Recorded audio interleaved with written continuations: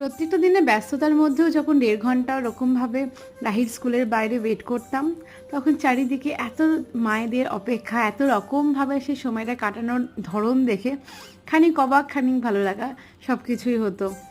আগামীকাল থেকে রাহিদের summer vacation পড়ছে, আগামীকাল হয়ে তারপরে ছুটি পড়ে যাচ্ছে ওদের। কি আর করবো, ভাবলাম যে বেশ কয়েকটা দিন বেশ মন খারাপই করবে হয়তো, এইটাকেও হয়তো মিস করব।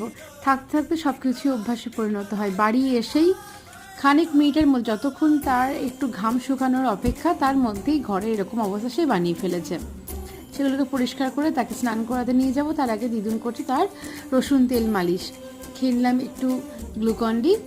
এত হিট পড়েছে বাইরে, আর মোটেই কাপড় জামা মেলতে যেতে পারি না, তাই বারান্দার মধ্যে সবটা দিয়ে দিই, ঘরটা করে ঠান্ডা রাখি, আর বাইরে রোদেও যেতে হয় না। রাহিকে সামার ভ্যাকেশনের টাইমের জন্য বেশ কিছু অ্যাক্টিভিটি সেটা আমি রেডি করিয়েছি, দেখা হচ্ছে নেক্সট শর্টসে।